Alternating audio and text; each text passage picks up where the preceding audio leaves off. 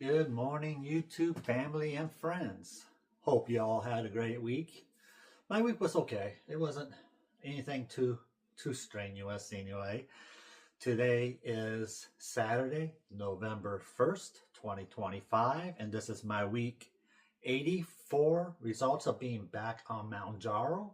And I'll touch a little bit on some things with my liver last week that I forgot to mention. So yeah, so happy Halloween or late Halloween. Hope you had a fun, safe time last night. I froze my butt off yesterday. I definitely overdid it yesterday. No, before Halloween, I had to go take my mom to do her laundry because she hadn't done laundry in a couple of months. So, so I had to haul her and all of her clothes. Oh my gosh, she had so many to the laundromat to go ahead and do her laundry. Oh man, that was a little rough. The worst part was trying to fold everything once they're all done. But we managed, and then I had to race home to get ready to get into my Halloween costume and get the makeup on. And it was the first time me putting makeup on. So I thought I did a good job. You see it on my cover for this video. So at the end of this video, I'll attach a picture of me and my nephew because he also dressed up. So yeah, it was a fun time, and seeing all these trick-or-treaters and all their costumes, and it was funny. A couple of the little kids, as they got to my driveway, they looked at me with my costume on, and they did not want to come up. It was hilarious. One mom had to pick up her little kid and bring her up to her, say, see, he's not scary. It was fun, but it was cold. I didn't think it was supposed to be windy last night, but for the first couple of hours, oh, that wind from the north, oh my God, that was freezing. I froze my fingers off. Holy cow. I was out there for 4 hours. It got really busy. We had a lot of trick-or-treaters in our area, but it finally died down. It was about 8:30 when it finally died down, and I was able to close up for the night. But I froze, but it was fun. I had a blast and seeing all the kids and their trick-or-treaters.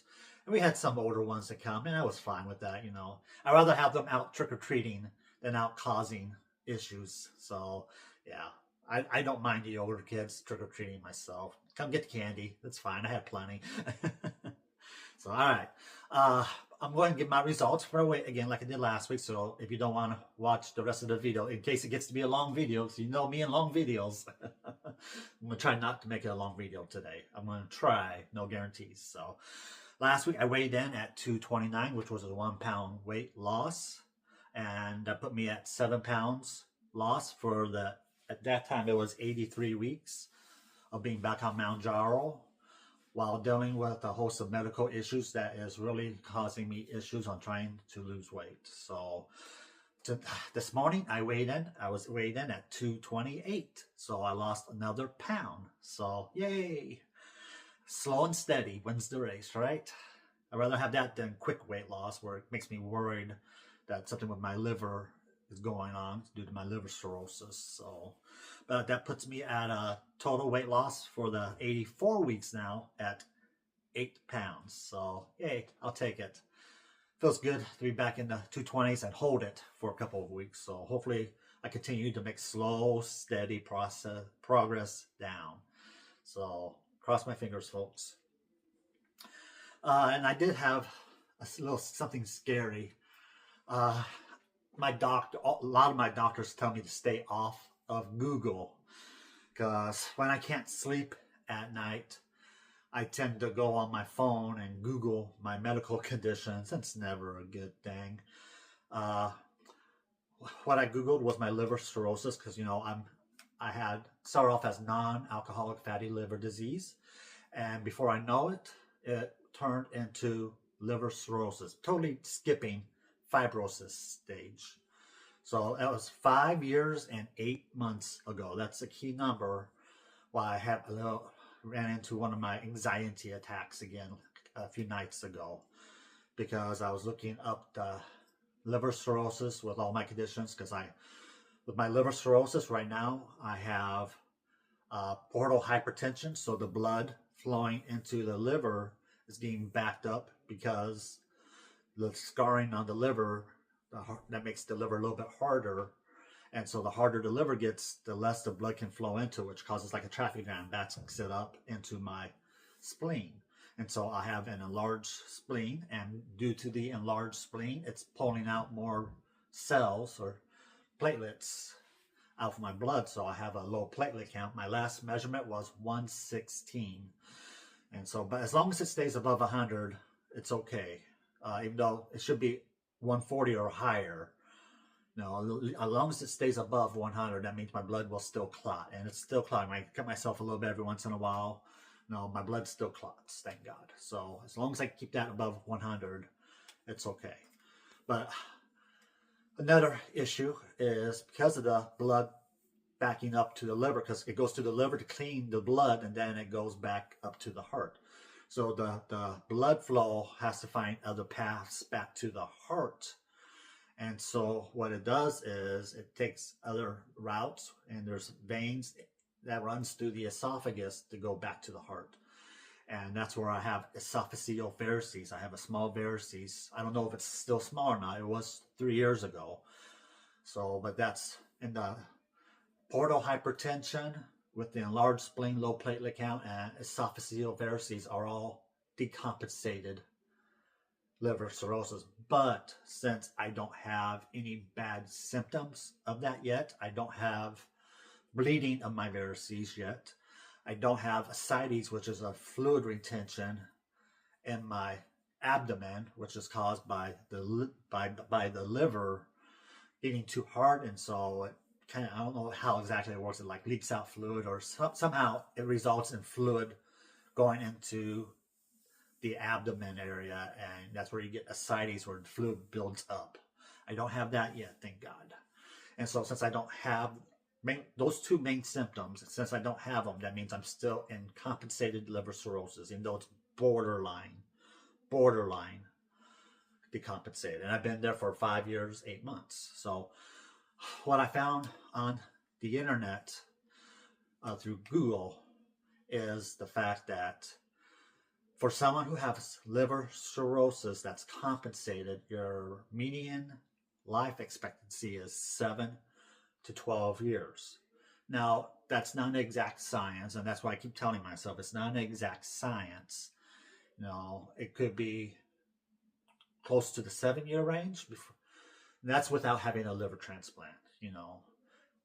Liver transplants don't happen until you get into the decompensated stage, and that's where your MELD score goes high, and that's when you get put on the list for a liver transplant. So, but anyway, or the liver cirrhosis caused by non-alcoholic fatty liver disease, that usually means the liver cirrhosis has a slow progression. So that's the good thing, that I have it from non-alcoholic fatty liver instead of alcoholic fatty liver, or from hepatitis or something like that. So, but I said I went from just having a fatty liver in 2016 when I had my initial weight loss surgery. I had a gastric sleeve done, and I lost 80 some pounds.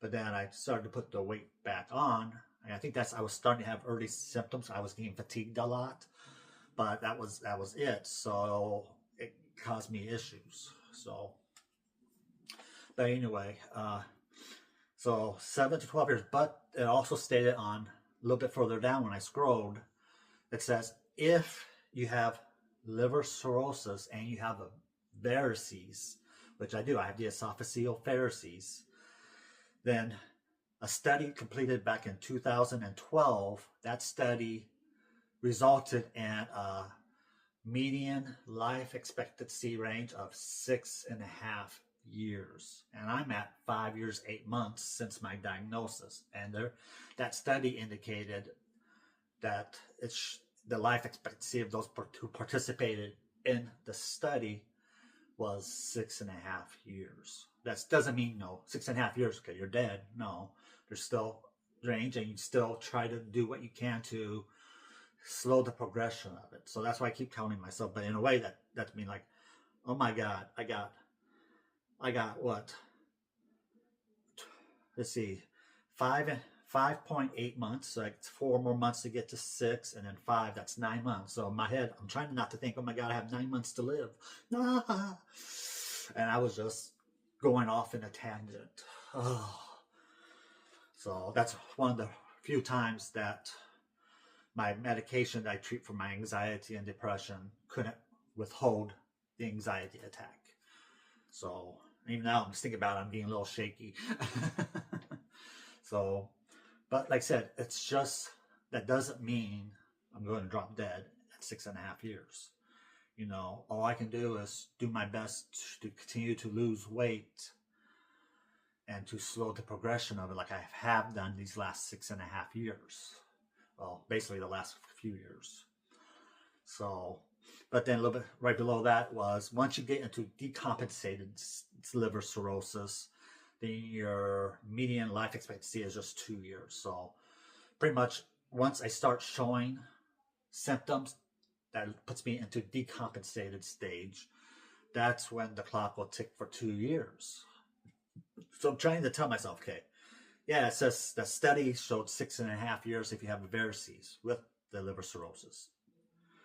But I'm still in compensated stage. So I'm trying to convince myself, no, you could stay in compensated stage for years and years, especially if I can somehow try to lose more weight, eat right, try to keep my diabetes under control, which I do thanks to Mounjaro. So, but yeah, so I was spiraling. So, but I'll post what I found at the end of this video. Then after that, I'll post a pic of me and my nephew in our Halloween costumes. So I've been able to tap down that fear, like I'm going to die soon. So, but even with the liver transplant, you know, I was looking up studies on that, and it said 13 people a day die waiting for a liver transplant. And it equates to between 1,400 to 1,700 people die a year waiting for a liver transplant. So I got that in my back of my head. Just because I get on the list doesn't guarantee me a liver transplant. And of course, you have to be pretty much almost on your deathbed to be on the top of the list. So I just tried to And unfortunately, my liver doctor, when I had my 6-month checkup in, was it a couple weeks ago, didn't ease my mind. No, I hadn't looked up this stuff online yet, so that wasn't on my mind. But I was just looking for some reassurance from my liver doctor, because I was telling her that I would sometimes panic and get depressed or anxiety over the fact that I've been at this compensated stage for 5 years, 8 months, and I felt like my time was running out. I told her I felt like my liver was just a ticking time bomb waiting to go off. And I was really kind of hoping for her to try to ease my mind, say, no, you can last a long time on this as long as we keep control of it and keep it from regressing. But she didn't do that. She didn't do that.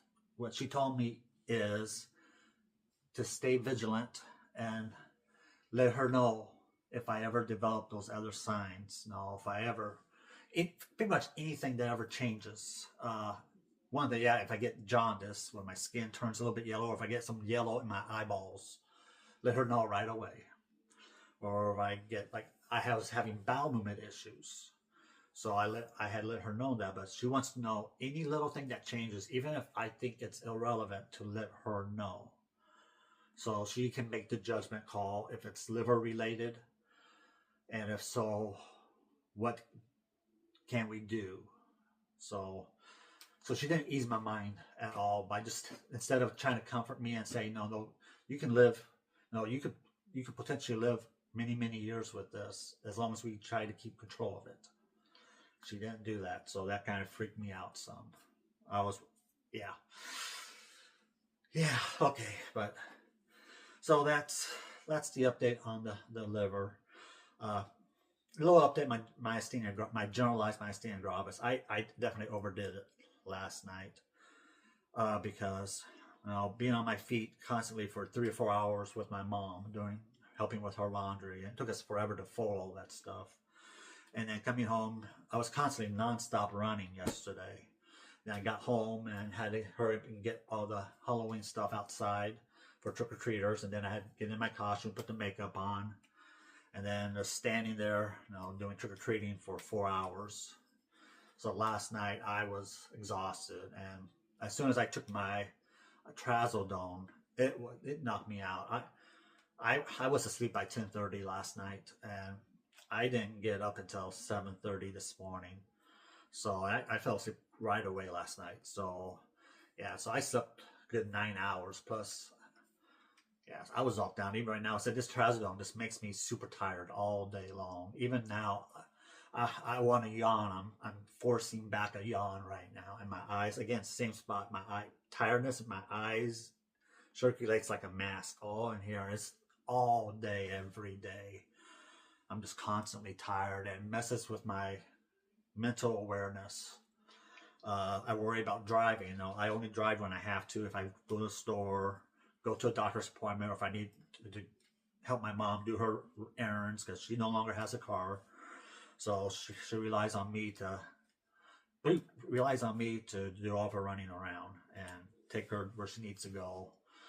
So that's only time I ever drive. I pretty much given up the fact of ever driving Uber again, even though I'm still technically a contract for Uber. I haven't driven since like July. So, but it worries me because every once in a while I get tired, or when I'm tired I get sidetracked and I start to daydream a little bit and I'm driving. So yeah, so I only drive when I absolutely have to, which sucks because I like to drive around, clear my head. So, but anyway, all right, folks, that's the update for this week. I'm gonna do I haven't shown you my Mounjaro shot in quite a while. I still got the bruise. I don't know if you can see it. Yeah, you can see it on the camera. That's where I took my shot last week. I bruise easier, and that's another symptom of liver cirrhosis, of bruising easy. I got a bruise on my thigh, I bruised my kneecap, I got a bruise on my arch on my right foot. I don't know where they're coming from. This one I know is from the shot, but I bruise so easily now, and that is a side effect of liver cirrhosis, unfortunately. So, but anyway, I'm still on the 7.5 dose. So, take off the lid. And then move it to the unlocked position. I just showered, so I'm clean, nice and clean. You want to do it from 2 inches, at least 2 inches away from your belly button. If you do it in your gut like I do, or you can do it on the back fatty part of your arm or on your thigh. So I like to do it on here. All right, so here we go.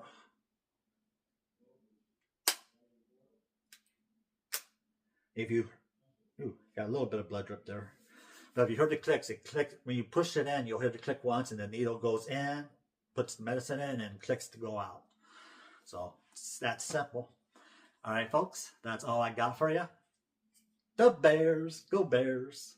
Hopefully the Huskers win tonight. Nebraska against USC. Nebraska has never beaten USC before. They're 0-5-1 lifetime, I believe, against USC.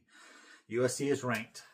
If Nebraska can pull off the upset tonight, I believe they could be ranked again. Of course, a couple of weeks ago when they finally got ranked for the first time in a while to number 25, they laid an egg Friday night against Minnesota. I still don't know what happened in that game. That just baffles my mind.